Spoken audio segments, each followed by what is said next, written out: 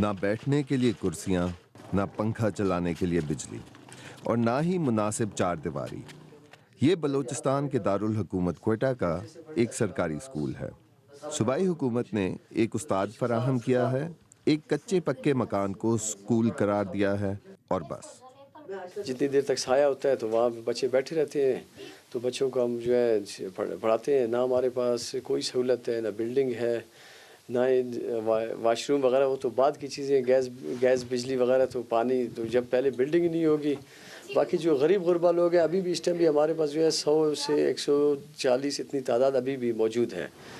یہ صرف بلوچستان کے ایک اسکول کی کہانی نہیں، ایسے ہزاروں اسکول ملک کے چاروں صوبوں میں پائے جاتے ہیں جہاں بچوں اور اساتذہ کو پڑھائی کے لیے ضروری سہولیات دستیاب نہیں ہیں۔ پھر ان دعووں اور وعدوں کا کیا ہوا جو ان صوبوں میں حکومتیں بنانے والی سیاسی جماعتوں نے کیے تھے؟ پانی اور بجلی کی فراہمی اور باتھ روم کی موجودگی کے پیمانے پر سرکاری اسکولوں کو جانچا گیا تو معلوم ہوا کہ سب سے زیادہ بہتری صوبہ خیبر پختونخوا میں آئی ہے، جہاں گزشتہ 4 سالوں میں تقریباً 5,500 اسکولوں میں پانی اور 4,000 اسکولوں میں باتھ روم کی موجودگی کو یقینی بنایا گیا۔ پنجاب میں ان سہولیات میں اضافہ قدرے کم تھا، تاہم یہ بات واضح ہے کہ پنجاب میں ابتدا میں ہی خیبر پختونخوا کے مقابلے میں کئی گنا زیادہ اسکولوں میں یہ سہولیات موجود تھیں۔ بلوچستان میں بھی صورتحال قدرے بہتر ہوئی ہے، لیکن تقریباً 9,000 اسکول ایسے ہیں جہاں بچوں کو باتھ روم کی سہولت میسر نہیں ہے۔ ملک میں سب سے ناقص کارکردگی صوبہ سندھ میں رہی، جہاں سن 2013-14 میں جتنے اسکولوں میں بجلی تھی، آج ان کی تعداد 18% کم ہے۔ اس صورتحال میں کوئٹہ کے اسکول کا منظر باقی ملک کے مقابلے میں کچھ ایسا منفرد بھی نہیں ہے۔ شجاع ملک، BBC اسلام آباد۔ اور شجاع ملک نہیں، ایک اسکول ٹیچر قاسم شاہ اور بچوں کی تعلیم پر کام کرنے والی ایک غیر سرکاری تنظیم الف اعلان کی مینیجر کمیونٹی انگیجمنٹ علینا خان سے گفتگو کی اور پوچھا کہ کیا اسکولز میں بچوں کے لیے مناسب بنیادی ضروریات ہیں؟ اس کے 2 افیکٹ ہوتے ہیں، ایک اسٹوڈنٹ پہ اور ایک ٹیچر پہ۔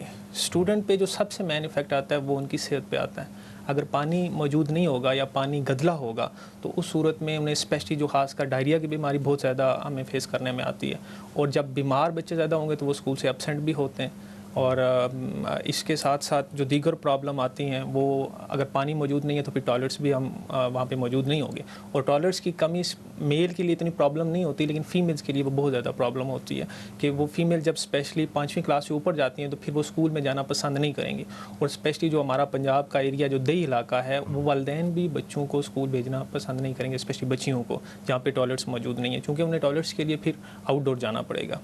اس کے بعد الیکٹریسٹی آ جاتی ہے، الیکٹریسٹی میں بھی یہی پرابلم آتی ہے کہ بچے بیمار بھی ہو سکتے ہیں زیادہ گرمی کی وجہ سے۔ علینا مجھے یہ بتائیے گا کہ بھئی ایک ایسی جگہ جہاں پہ اسکول میں بجلی نہیں ہے، پانی نہیں ہے، باؤنڈری وال نہیں ہے، تو ایسی جگہ کو حکومت ایک اسکول مان ہی کیسے سکتی ہے؟ دنیا دیکھیں کہ دنیا میں کانورسیشن کہاں جا رہی ہے، اسٹیم ایجوکیشن پہ بات ہو رہی ہے، آرٹیفیشل انٹیلیجنس پہ بات ہو رہی ہے، روبوٹکس پہ بات ہو رہی ہے، لیکن ہمارا یہاں پہ المیہ یہ ہے کہ ایک تو ہماری کانورسیشن ابھی فیسلٹیز پہ ہے، اور فیسلٹیز میں بھی that conversation is restricted to بالکل جو منیمل آپ کی بیسک قسم کی چیزیں ہیں۔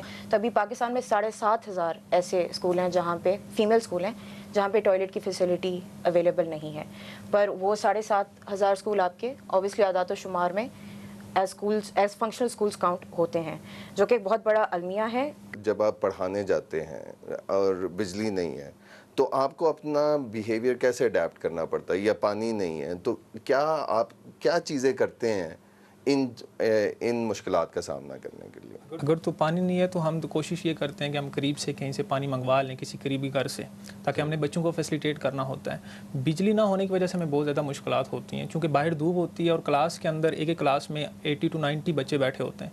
اب ان بچوں کو کور کرنا، ہمارے لیے پڑھانا وہاں پہ بہت مشکل ہو جاتا ہے۔ پھر کوشش یہ ہوتی ہے کہ کسی درخت کی چھاؤں کہیں ڈھونڈ لیں اور وہاں پہ بچوں کو بٹھا کے، تاکہ بچے آسانی سے پڑھ سکیں، چونکہ بچے جب مینٹلی پڑھنے کے لیے تیار نہیں ہوں گے تو ہم انہیں نہیں پڑھا سکیں گے۔